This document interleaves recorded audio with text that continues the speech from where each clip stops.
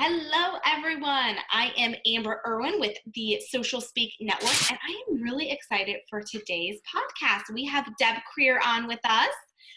And LinkedIn is something that our clients ask us a lot about. And I feel like it's one of those platforms that's been around for a long time, but they've been, in my opinion, in and out of the social media trends. And I feel like in 2019, it's a kind of an untapped gold mine in a way, if you know how to use it. So Deb is an expert in LinkedIn, and we have some great topics we're going to talk to you guys today about. So Deb, tell us a little bit about who you are and your background in digital marketing.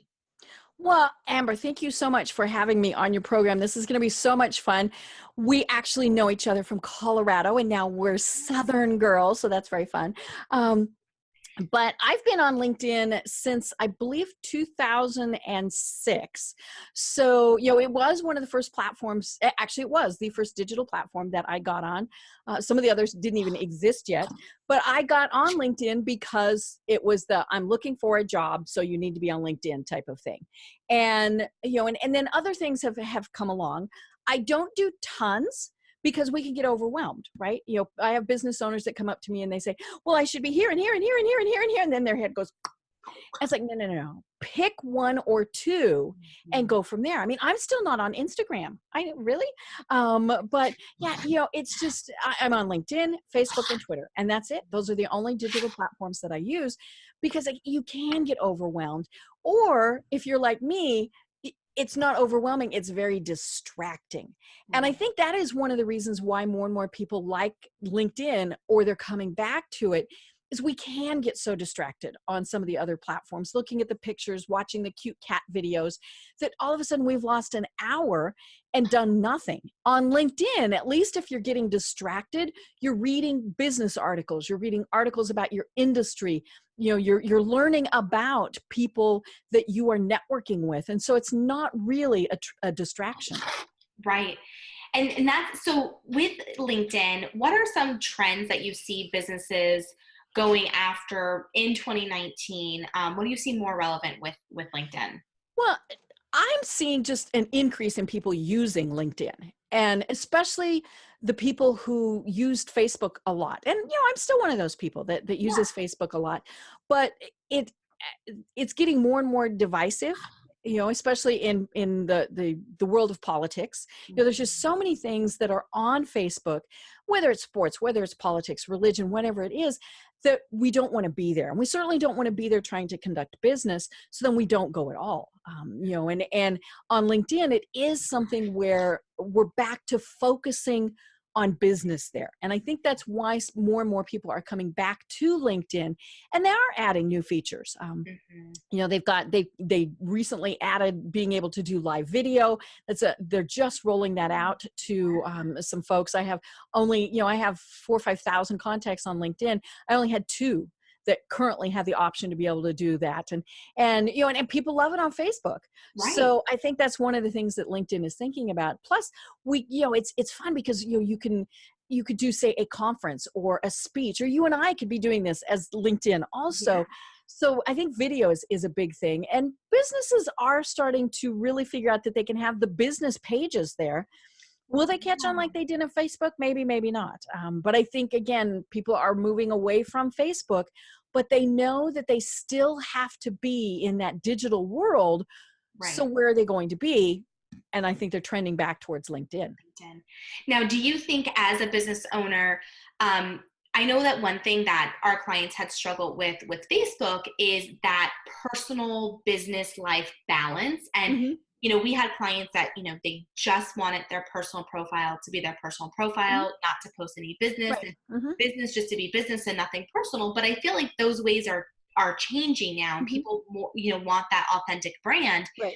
Do you think with LinkedIn, the business pages and the profile, that, what's that combination of posting? Are you putting, obviously you're not putting your cats and your kids on LinkedIn as much as you would Facebook, but do you still feel with that personal profile that you should be implementing personal and business? And where does that business page, come in? I definitely think that we need to include some personal things on LinkedIn because, as you mentioned, it's about being authentic. We all know that we work with people we know, like, and trust. Right. And so we get to know them by those little personal tidbits. So it's okay to have a little bit of that on LinkedIn. And again, like you said, we're not posting our cat pictures, we're not posting things like that, but there's little ways that you can still put that in there. So maybe it is, a little bit about maybe if you were at a networking event, what Right. personal thing would you drop in? Okay. So maybe it was, hey, I went on vacation, and and on Facebook you're going to post the 900 pictures. On LinkedIn, you might post a picture of your vacation and maybe something businessy Yeah, about it. maybe like a book you read or Right. Yeah. yeah. Recently went on vacation. Here's the book that I read, some things like that. Or maybe it was, you had great, a great customer service example that while you were on Right. vacation, something like that. Yeah. And people look for those, they really, again, they want to connect with people on that personal level. That's why I say, we always want to include on our LinkedIn profiles what we do to volunteer, past and present, and our education. Alumni groups are some of the greatest ways to network on LinkedIn. There's something about, it doesn't matter when you graduated, alumni want to help other alumni. So, you want to have that in there. But the volunteer is also another great place to be able to put that on LinkedIn to show that you are involved in your community, that you're not just business, all of these various things. Yes, definitely. Well, and that kind of goes into what are the top 3 things that business owners or a marketing team should be doing on LinkedIn to see a return from their efforts? Well, the first thing is on your personal profile, especially, to really make sure that it is current and that it is fully optimized. I see so many people's profiles who still look like what they posted, 4 or 5 years ago when they were looking for a job. So they cut and pasted their resume and then they never went back and updated it. We have to have as much content there as possible because people are really researching people before we do business with them. So you want to have all that content. You really have to have some of the biggies, like a current photo, which is always fun for women because we change our hairstyles, all these various things.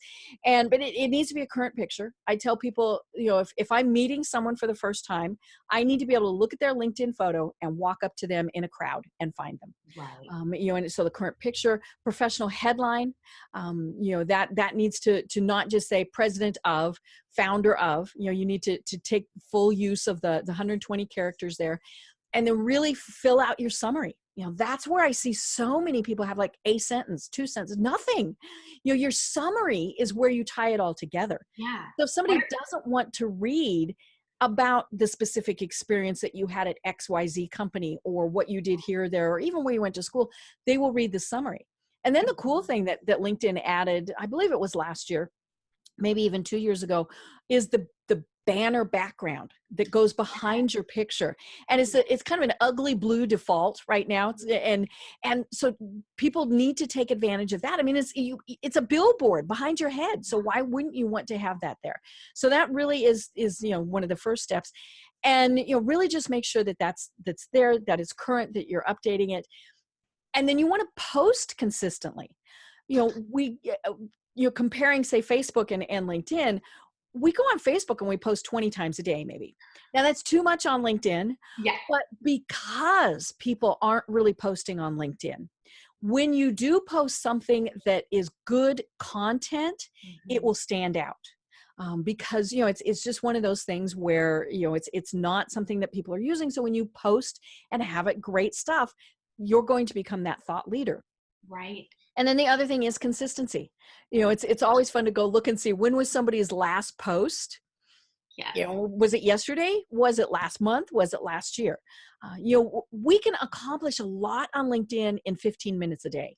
Just 15 minutes. I mean, I'm on LinkedIn while I'm eating breakfast. That's kind of my 15 minutes.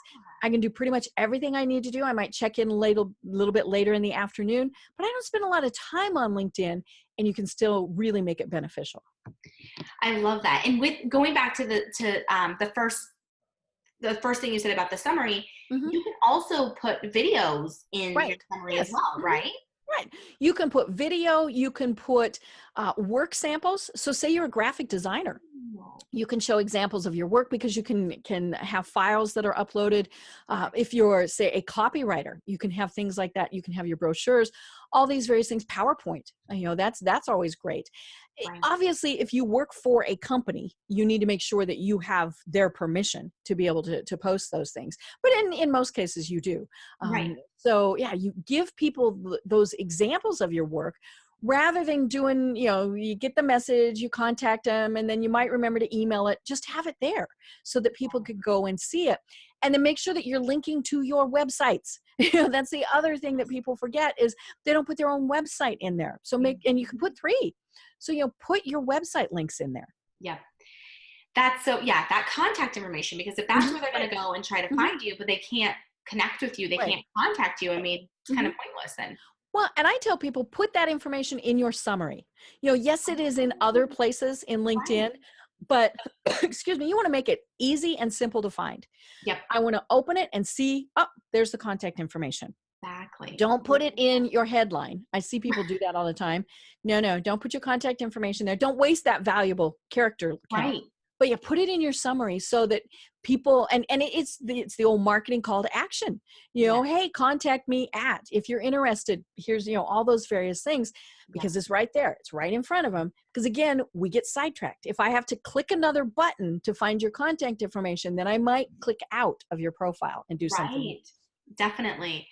So we work with a lot of health and wellness industry, or companies in the health and wellness industry. And one thing that we get asked is, we have let's just say it's a chiropractic office that has 5 locations and 10 chiropractors. Right. And there is a LinkedIn business page, and then each of them have their own LinkedIn profiles that they're pretty active in. Now, as a strategy for the company, and really for any company, are those individual people posting to the business page, or are they sharing content from the business page to their personal profile? How does that work with LinkedIn? Yes. And because you want as much content out there as possible. Right. So, the first thing you need to make sure is consistent messaging. Okay. So, when the doctors, the office manager, whoever it is, they need to say the same thing about the business. So for example, you wouldn't want it to, one profile to say we have 5 offices, another profile to say we have 10 offices, another profile to look like it's a standalone office. Right. So come up with, just a little bit of messaging that has, the statement about them. So it might say, here at XYZ Chiropractic, our philosophy is, and so again, you've got that consistency because people will look at multiple ones. And in essence, it would be like them looking at several different websites and they get confused. Right. And if they get confused, they go somewhere else. Yep. But then posting their own content, and it is a little bit, you need to develop probably a social media policy as to what is appropriate content, and it's especially if you're on your personal page, it is your personal page. But if somebody's posting content, and this doesn't happen nearly as often on LinkedIn as it does on, say, Facebook, but you want to have consistent messaging. So you want to, but it's okay to post it on both places, or or be sharing from your other offices too. So say you and I are doctors in 2 different locations. Right. You've got great content, so I'm going to share it on my page also. Yes. So it's just kind of about sharing those resources, because I always tell people we only have 28 hours in our day, right? And so I don't want to have to spend a good chunk of my time just looking for content. So if I can borrow from someone else or share their content, that's where it really comes in. And so it might be that there's one person that manages the business page, and then people share from there, but then they also are sharing from their own personal pages too. Yep. And do you think that that sharing strategy is still as important on LinkedIn as it is, other platforms? I think it is, because we see, LinkedIn runs on the algorithms just like the other platforms. Right. So the more interaction there is, the more LinkedIn goes, hey, this is somebody that is very active, that they're very authentic, that they're they're a big power user. So, sharing, liking, all of those various things are just as important as they are on the other social media platforms. Okay. And what's, we've talked a lot about kind of the business pages and personal profiles and the top 3 things that business owners or marketing teams should be doing, but what is an idea strategy behind LinkedIn? Well, I think whether you're using it, as a business owner or as a business, it does help to develop what I would have called like a PR calendar, something like that. So maybe and plus it helps you when you're thinking, what the heck am I going to post today? Yes. So maybe Monday you're posting an industry article. Tuesday you're posting something that's going on in your community. Wednesday you're posting something about an industry trend. Friday you're posting something about your office, whatever it is. And then you kind of stick with that editorial calendar. Yep. And it does make it simpler because you're thinking, okay, it's Wednesday, I need to be posting about X. Now, clearly, if something comes up, and because we want to take advantage of situations in the news, a lot of those things. You and I were talking off the air about Alex Trebek and his cancer diagnosis. A lot of times, chiropractic can be involved in something like that. Right. So you wouldn't want to wait until the next time you're supposed to post an industry article because you've missed that curve.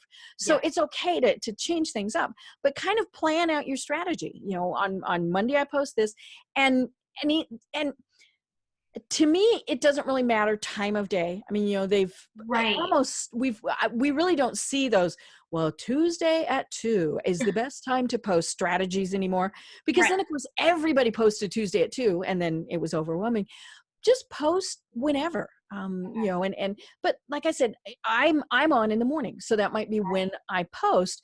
But don't get caught up in that, and I think that's the thing. People are like, well, oh my gosh, I have to be on LinkedIn at 9 o'clock in the morning. I have to post an article. I don't have an article, so I'm going to not go. And then the next day they find another reason to not be there. So, but it still has to be fun. I mean, because if it's not fun, if it's not enjoyable, we're not going to be there.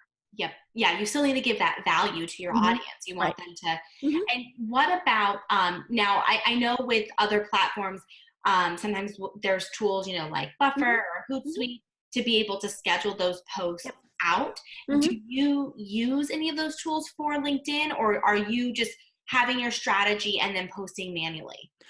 I do both. I use Buffer to post some things that I know are going out all the time. And one of the things that I do is a business quote. Actually, it doesn't even have to be a business quote. The one I did last week was from Cookie Monster. So, but it's kind of just cute little pithy quotes. Yeah. I do 3 a week. Okay. From a variety of places. So I create the image. I go into Canva. Love Canva. And so I create those images and then I schedule those in Buffer. So I can do like a month at a time. Right. But as you know, I also have a podcast, so we have some images that we schedule for that. Okay. So that's just kind of one of those things that's done. I'm a firm believer that if you can schedule something, it gets it out of your way, so that again, you're not stopping there. Oh my God, it's Wednesday and I'm supposed to have posted this. If it's schedule it out. I post for my clients a lot of times, scheduling things out, because I'll get a lot of things from them, a lot of content. And I know I don't want to have to remember to do something on Thursday, so I schedule it. So I love the scheduling programs, and LinkedIn likes the scheduling programs. We all kind of do that thing with Facebook doesn't like this.